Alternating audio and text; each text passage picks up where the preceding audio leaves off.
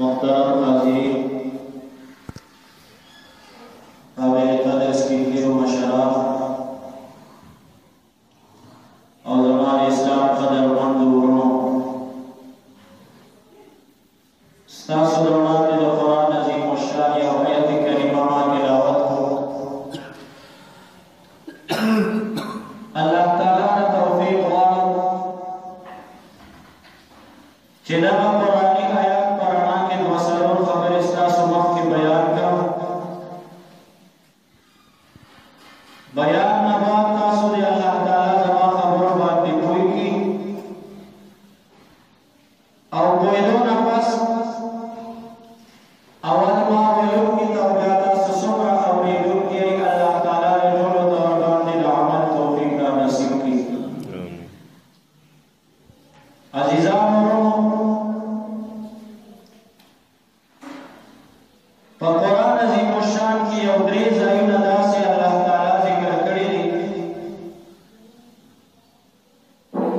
درې قسمه عبادتونه داسې دي چې هغه د دریو سره لازم او ملزوم دي.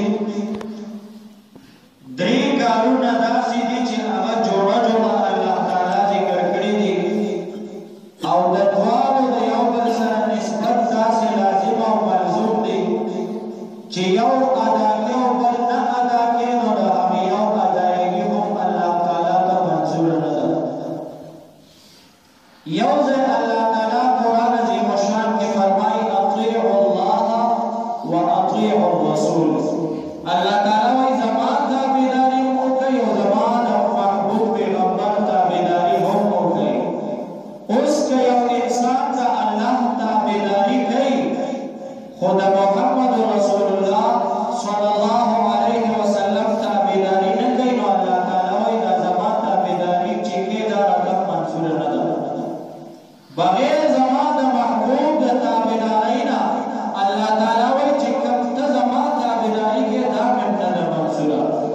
زما تابعداري به هله منظورېږي چې زما د محبوب پیغمبر تابعداري هم وکړي. بلکې بل ځای فرمایي من یطع الرسول فقد اطاع الله. چا چې زما د محبوب پیغمبر تابعداري وکړه نو هله به دی زما تابعداري وکړي. نو که د الله تابعداري کوي خو د الله د محبوب پیغمبر تابعداري نه کوي، د هغه په طریقه او په سنت یې نه کوي، نو الله تعالی وایي دا عبادت ما ته منظور نه دی. عبادت به د هله ما ته منظورېږي.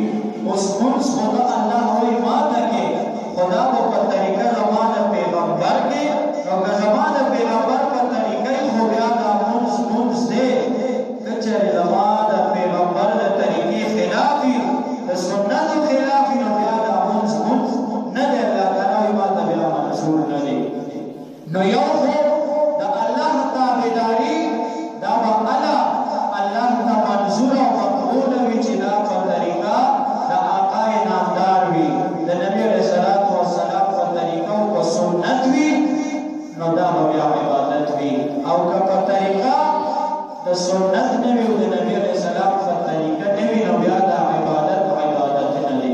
بغیر د سنتو نه د الله تعالی فرض عبادت چې کوم دی دا فرض عبادت دی، خو چې په طریقه د سنت نه دا فرض بیا فرض نه دی.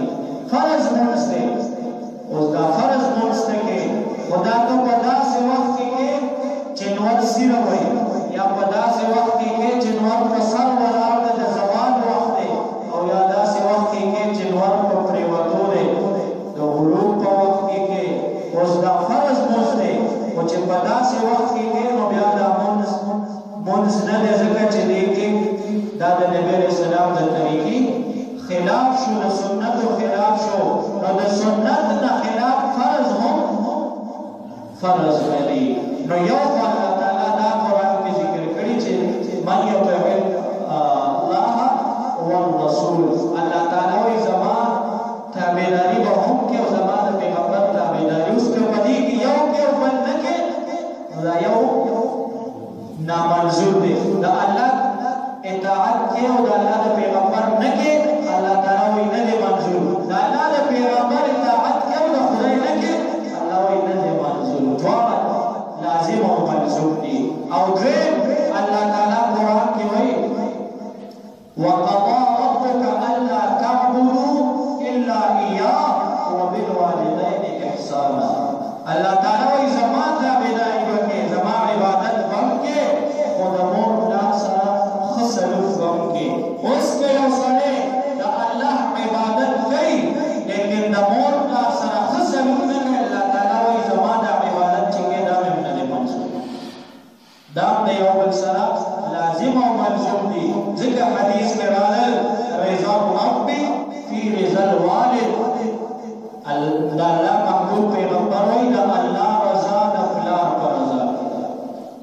اوس ته د الله عبادت کې مونځ کې لیکن د مور پلار تابعداري نه کې، الله تعالی وایي دې مونځ ته زما ضرورت نشته. ته د الله تعالی کور ته ځې، عمرې ته ځې او حج ته ځې، د الله د کور نه ګیر چاپېره تاویږي طواف کې او لبیک اواز کې، لیکن مور پلار درته نارضا دي. الله تعالی وایي ستا د بیت الله راتلو ته کوم ضرورت و؟ تا ته خو په کور کې خپل مور او پلار موجود دي. که تا مور او پلار ته د رحمت په نظر کتلي و، الله وایي تا ته په کور کې دننه ما د قبول شوي حج ثواب درکړه. نو مور پلار دا ناراضه دي او ته راغلی بیت الله نه تاویږي. الله تعالی وایي زما حق خو ادا کې، زما عبادت خو کې، خو مور او پلار درنه ناراضه دي. نو الله تعالی وایي دا عبادت مې ستا قبول نه دی. زما عبادت به هم کې، خو تا باندې څه نور حقونه لازم دي د مور پلار، هغه به هم پوره کې. نو که د مور پلار حق پوره کې، بیا الله تعالی وایي ما ته که لږ ډېر عبادت کې ما ته ته یې په سرو زرو منظور کړه. که د جانان د لاسه خاورې وي، الله تعالی بیا که د مات ګډ عبادت کې، بیا د مات ګډ ما ته قبول دی، خو په شرط دی چې مور پلار د نارضا یې. رضا الرب فی رضا الوالد. الله تعالی وایي زما رضا چې ګورې دا د پلار په رضا کې ده. نو پلار ته د سړیتوب په نظر نه ګورې، الله تعالی بیت الله ته راغلی، عمرې ته او حج ته راغلی. د ګاونډي حق نه ادا کوي، د ګاونډي حق نه ادا کوي او راغلی زما د کور نه تاویږي. ځکه یو شاعر وایي ستا لسم حجو، ستا لسم حجو، ستا د چم یتیم نه هرودو، ستا لسم حجو، ستا د چم یتیم نه هرودو، حاجي تاوان دې مبارک شه، حج دې نه دی شوی.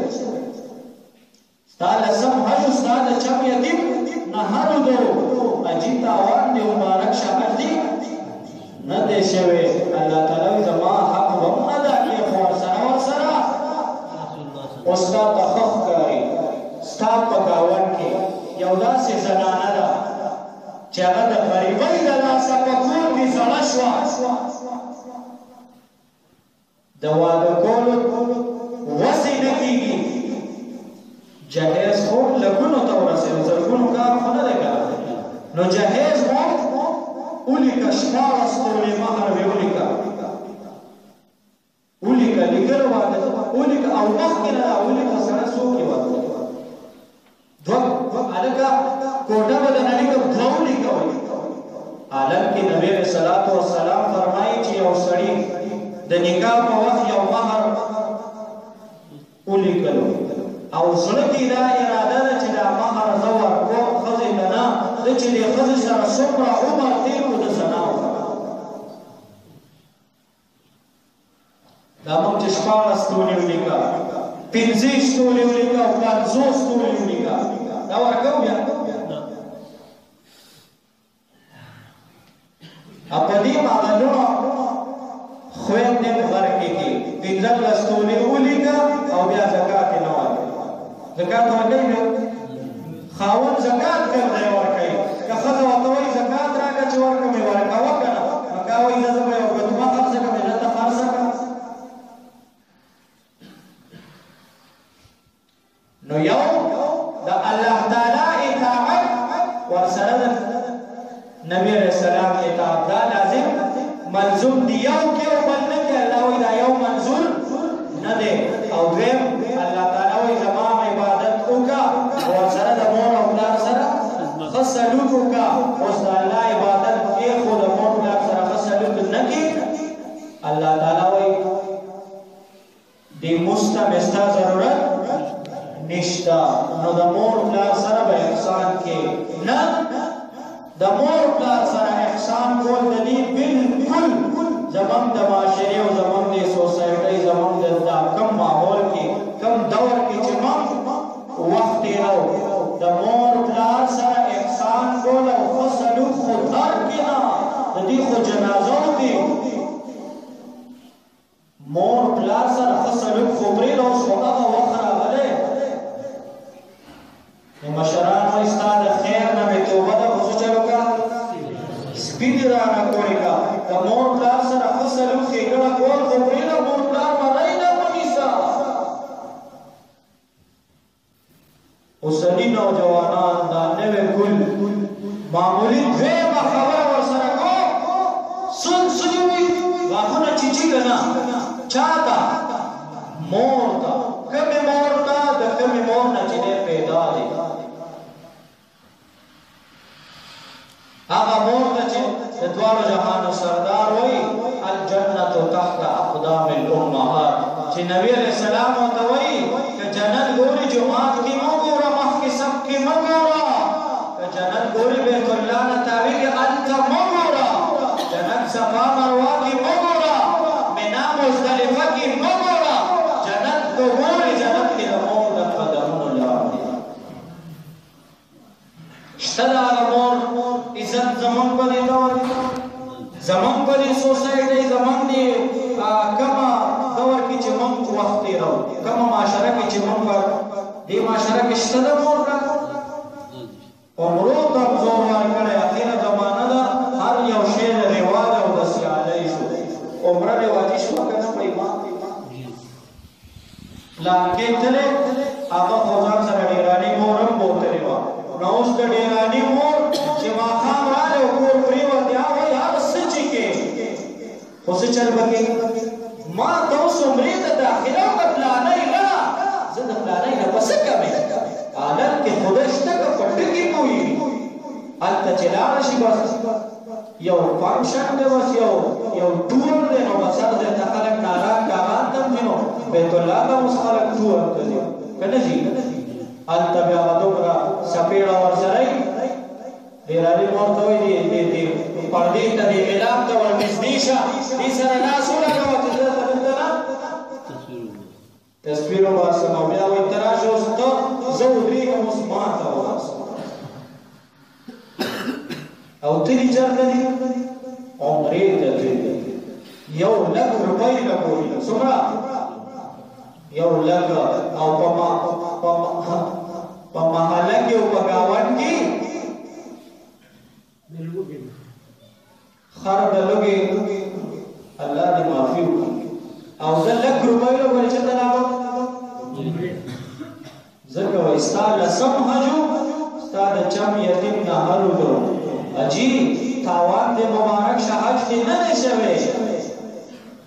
تا ته پته ده چې زما په ګاونډ کې دا یو غریبه زنانه دا د دې وجې په کور کې زړه شوه چې د جهیز وس یې نشته، او ته روان یې 1 لک روپۍ داخله چېرته ځي عمرې ته ځي.